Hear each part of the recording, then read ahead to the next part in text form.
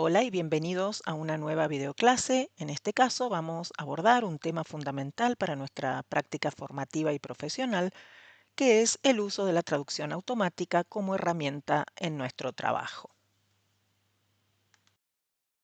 Y en este video vamos a abordar la traducción automática, pero es importante hacer una aclaración.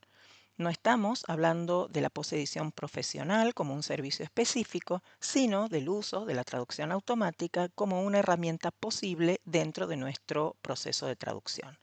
Entonces, ¿qué es la posedición cuando usamos la traducción automática como herramienta? Básicamente es trabajar sobre un texto que generó una máquina, ya sea mediante la traducción automática o la inteligencia artificial. La máquina entonces nos da un borrador, pero ese borrador no está listo para entregar. Ahí entramos nosotros, leemos, detectamos problemas y tomamos decisiones para mejorar ese texto.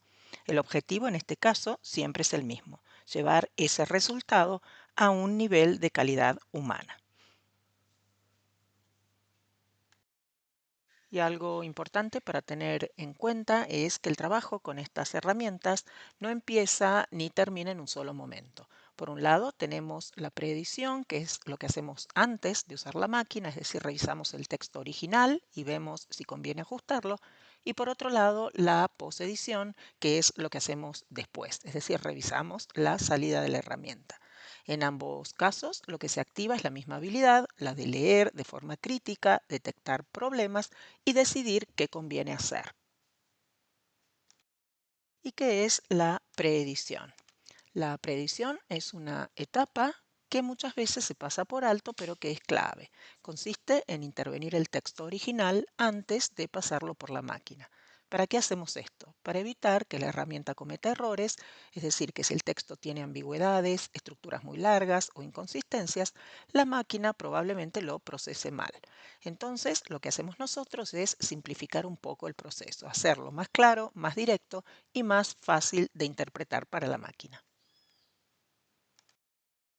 Y en este punto es donde aparece la idea del lenguaje controlado. No significa empobrecer el texto ni hacerlo más básico, sino hacerlo más estable. Por ejemplo, vamos a usar siempre el mismo término para el mismo concepto, vamos a evitar sinónimos innecesarios y elegiremos también estructuras más claras. Esto no solo ayuda a la máquina a procesar mejor el texto, sino que también mejora la comprensión para cualquier lector, especialmente en contextos internacionales. Y cuando analizamos un texto para preeditar o poseditar, deberemos tener en cuenta tres planos clave. Primero el léxico, es decir, que vamos a revisar si hay términos poco precisos, palabras ambiguas o falta de consistencia en esos términos. Luego vamos a revisar la estructura, vamos a detectar oraciones demasiado largas, que tengan un orden confuso o que acumulen ideas que no queden claras. Y por último, vamos a ver las referencias, es decir, vamos a revisar que todo lo que se menciona sea claro, coherente y que se mantenga también a lo largo del texto. Si estos tres aspectos están bien controlados, la calidad del resultado va a mejorar mucho. También debemos decir que no todos los textos funcionan igual con la traducción automática y esto es clave entenderlo. En textos técnicos, científicos o instructivos, donde predomina la claridad y la precisión, la máquina suele funcionar bastante bien. En cambio, en textos creativos, publicitarios o con carga cultural, la cosa se complica. La máquina puede simplificar demasiado o perder matices que son muy importantes. Entonces, más que preguntarnos si la traducción automática sirve o no, tendremos que pensar para qué tipo de texto la estamos usando. ¿Y en qué nos enfocamos a la hora de poseditar? Hay tres cosas que no podemos dejar de revisar. En primer lugar, el sentido, es decir, que el contenido sea fiel al original. En segundo lugar, la gramática, que el texto esté bien construido. Y finalmente, en la adecuación, es decir, que el texto sea natural y funcione en ese contexto, ese género y para ese destinatario en particular. Muchas veces la máquina produce algo correcto, pero que no termina de sonar bien o que no encaja del todo en el uso real. también es importante tener en cuenta los riesgos que tiene trabajar con estas herramientas, ya que no siempre fallan de la misma manera. Por un lado, la traducción automática suele tender a la literalidad, es decir, a traducir palabra por palabra o a mantener demasiado la estructura del original. Esto podrá dar como resultado frases que son gramaticalmente correctas, pero que suenan muy poco natural o que directamente cambian el sentido. Por otro lado, la inteligencia artificial generativa muchas veces hace lo contrario.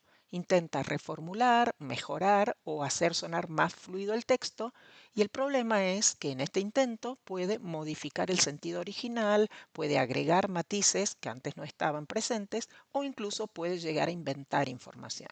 A eso lo vamos a llamar alucinaciones, y son especialmente peligrosas porque el texto realmente suena convincente. Además, también pueden aparecer omisiones o pequeños agregados que terminan afectando el contenido. Por eso, la clave en la posedición no será solo leer el texto final, sino también leerlo en comparación con el original. Ahí es donde podemos detectar si algo se perdió, se agregó o bien se desvió. Todo esto nos lleva a una idea central. Cuando usamos la traducción automática o la inteligencia artificial generativa como herramienta de apoyo, el rol del traductor no desaparece. Al contrario, se vuelve más exigente. En este caso, no estamos hablando de un encargo de posedición profesional, como ya dijimos. El cliente no nos entrega una salida de traducción automática para corregir ni nos pide aplicar pautas de posedición ligera o completa. El cliente nos pide una traducción final de calidad humana. Lo que sí nos permite es usar esas herramientas para asistirnos durante el proceso, siempre que el resultado final sea adecuado al encargo. Entonces, ¿qué podemos hacer? Podemos usar la traducción automática o la inteligencia artificial generativa para introducir una primera versión. Podemos comparar alternativas, podemos resolver parcialmente segmentos o también explorar formulaciones posibles. Pero siempre tenemos que volver al texto origen, es decir, revisar el texto meta y verificar el sentido, la terminología, la fraseología, el registro, la coherencia y también, sobre todo, la adecuación al destinatario. Entonces, ¿qué es lo que no podemos hacer? No podemos entregar una salida automática apenas corregida como si fuera una traducción profesional. No podemos confiar en que un texto esté bien solo porque suena fluido. No podemos tampoco dejar de documentarnos ni aceptar términos sin verificarlos antes. Tampoco podremos usar la herramienta si el encargo, la confidencialidad o bien las instrucciones del cliente lo prohíben. La clave entonces está en entender que la herramienta puede ayudarnos, pero que no va a decidir por nosotros. Si la usamos, tenemos que evaluar si realmente nos ahorra tiempo o si, por el contrario, nos va a obligar a corregir tanto que convendría traducir desde cero.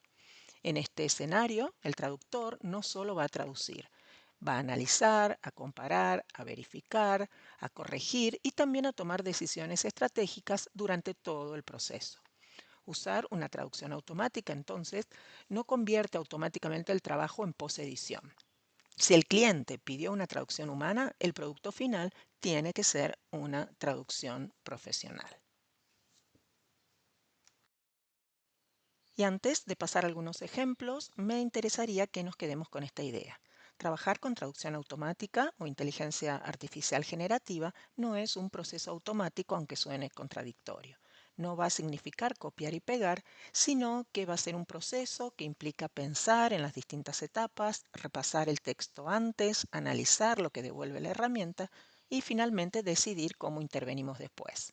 Esto va a requerir criterio, atención, conocimiento lingüístico, pero también conocimiento del tipo de texto con el que estamos trabajando.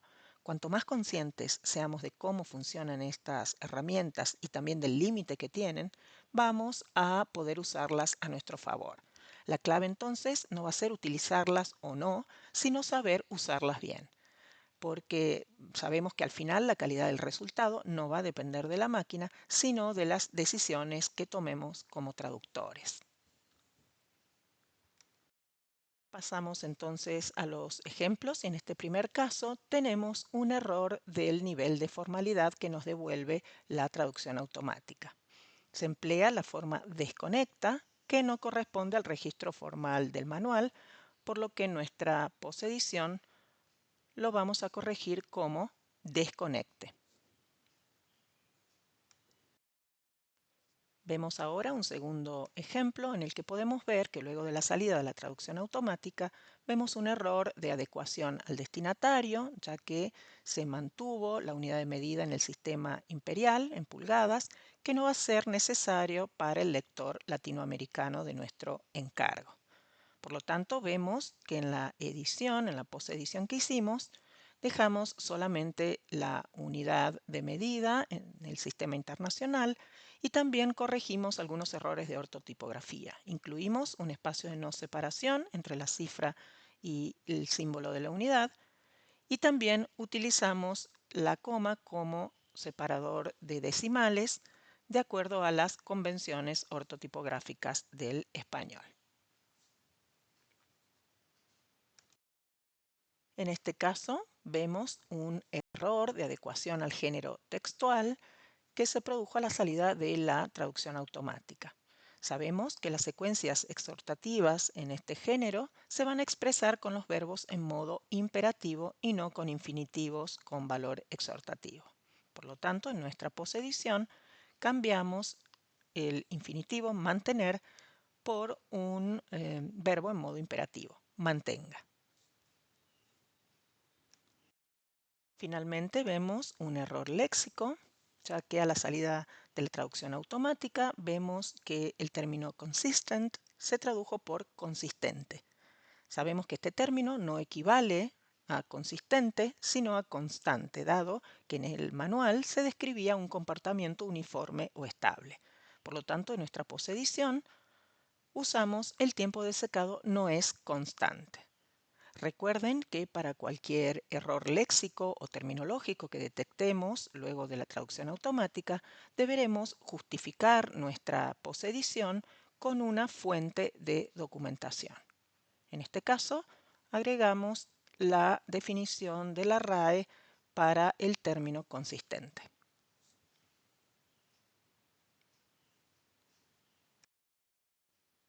Hasta aquí esta videoclase. Les deseo una muy buena semana de trabajo. Saludos.